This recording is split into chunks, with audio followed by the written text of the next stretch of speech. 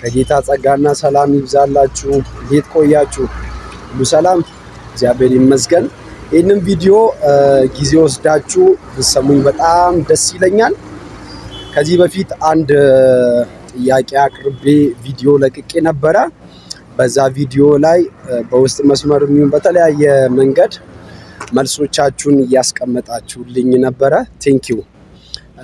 እኔም አንድ ሀሳብ ሪፍሌክት ማድረግና ደግሞ ኢንፈሳይዝ ማድረግ የምፈልገውን ሀሳብ ወደ እናንተ ይዤ መጥቻለሁ። ምናልባት ጥያቄው ምንድን ነው የሚለውን ከዚህ በፊት የነበረውን የጥያቄ ቪዲዮ ልትመለከቱ ትችላላችሁ። ጌታ ኢየሱስ ክርስቶስ ከቢታንያ ሲወጣ አንዲትን የበለስ ዛፍ ከበለስ ወራት ውጪ ፓራዶክስ በሚመስል መንገድ ፍሬ አጣባትና ረገማት ይላል።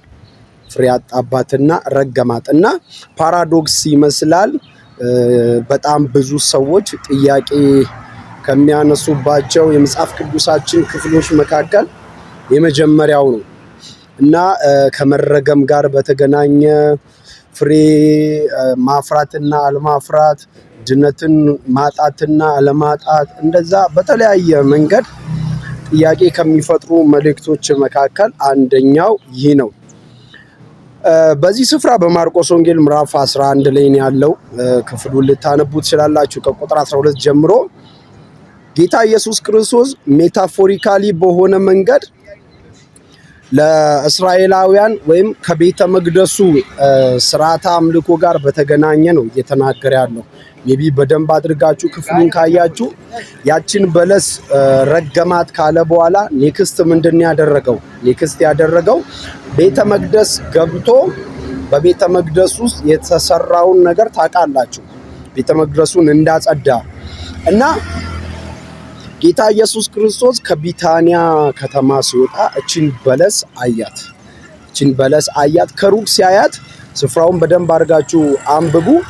ቅጠል ነበረባት። እቺ በለስ ቅጠል ነበረባት።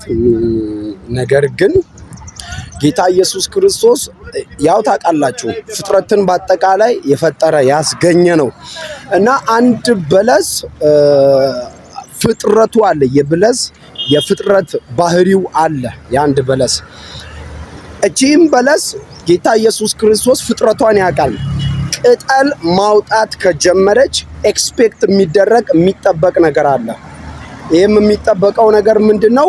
ቅድመ በለስ የሚባሉ ጥቃቅን ፍሬዎችን መስት ነው ማፍራት ግዴታ ነው ለአንድ በለስ። ምናልባት ስለ በለስ ልታጠኑ ትችላላችሁ። ጎግልም ላይ በተለያዩ መጽሐፍቶችም ልታዩ ትችላላችሁ። እና ጌታ ኢየሱስ ክርስቶስ ቅጠሏን አየና ኤክስፔክት አድርጓል። በቃ ቅጠል ማውጣት ከጀመረች ይኖራል። ቅድመ በለስ የሚባል ጥቃቅን ፍሬ ግዴታ ስለምታወጣ በቃ ይኖራል ብሎ ፍሬ ኤክስፔክት አድርጎ ነበረ ወደዚች በለስ የመጣው። ነገር ግን ሲመጣ እሱ የጠበቀው እና በለሲቷ ጋር ያየው ነገር ፍጹም ተቃራኒ የሆነ ነገር ነው። ከሩቅ ስትታይ በጣም አረንጓዴ ናት። በጣም በቅጠል ተሞልታለች። በለስ አለኝ ኑ ብሉ እያለች የምትጣራ ትመስላለች። በለስ አለኝ ኑ ብሉ እያለች የምትጣራ የሚበላ ነገር ያላት ትመስላለች። ከሩቅ ስትታይ በቅጠል ተሞልታ በጣም ግሪን ሆና አምራ ምናምን ስትታይ እና ጌታ ኢየሱስ ክርስቶስ ያንን አይቶ ከሩቅ ወደ እሷ ተጠግቶ ቼክ ሲያደርጋት ከሩቅ እንደምትታየው አይደለም። ከሩቅ እንደምትታየው አይደለም። ምንም አይነት ፍሬ ጥቂት ቅድመ በለስ የሚባለውን ፍሬ ኤክስፔክት አድርጎባት ነበረ፣ ግን ያንንም ፍሬ ሊያገኝባት አልቻለም። ከዛ የተነሳ ከዚህ በኋላ ብሎ ከዛች ሞመንት ጀምሮ በለሷን ረገማት ይላል። በለሷን ረገማት። ከዛ በኋላ ቤተ መቅደስ ገብተው ተመልሰው ሲመጡ ደርቃ እንዳገኟት ደቀ መዛሙርቶች ለኢየሱስ ክርስቶስ ነግረውታል። እና ይህንን ነገር እንደተናገረ ጌታ ኢየሱስ ክርስቶስ ወደ ቤተ መቅደስ ነው ቀጥታ የገባው። በደንብ ስሙኝ። አሁን ጌታ ኢየሱስ ክርስቶስ ወደ ቤተ መቅደስ ነው ቀጥታ የገባው። ወደ ቤተ መቅደስ ሲገባ ቤተ መቅደሱ በጣም እንደዚች በለስ በቅጠል የተሞላ ነው። አትራክት የሚያደርግ ነው፣ የሚስብ ነው።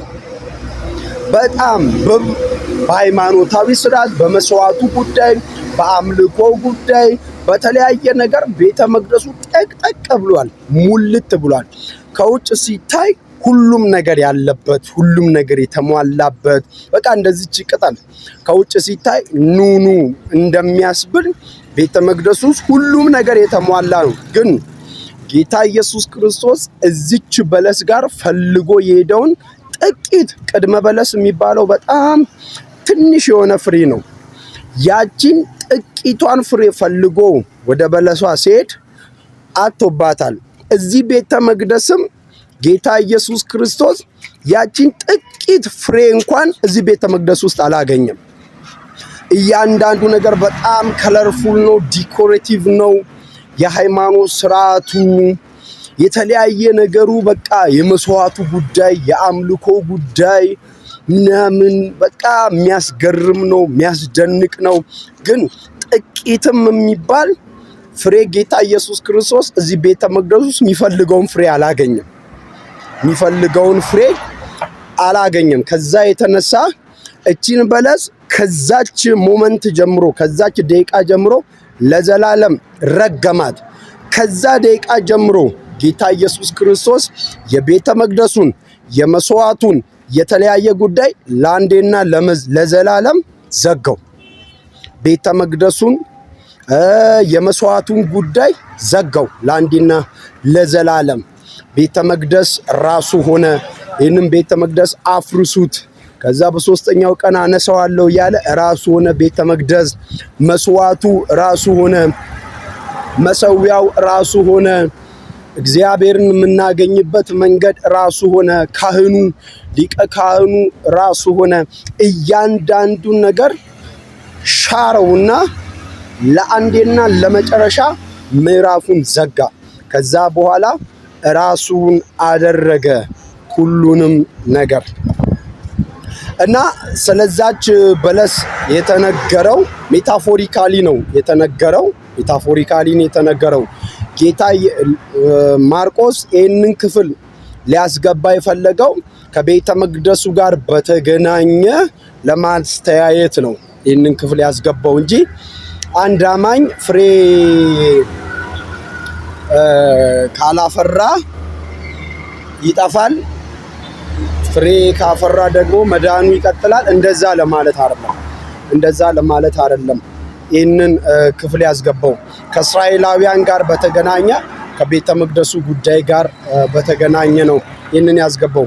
ምናልባት ቀጣይ ቪዲዮ ላይ አንድ አማኝ መዳኑን ፍሬ ካፈራ ካላፈራ ሊያጣ ይችላል ወይስ አይችልም ምናምን የሚለውን በቀጣይ ቪዲዮ እመለሳለሁ። ቴንኪው። ይህንን ለብዙዎች ሼር አድርጉልኝ። ከቻላችሁ ቤቱን ፎሎ አድርጉ።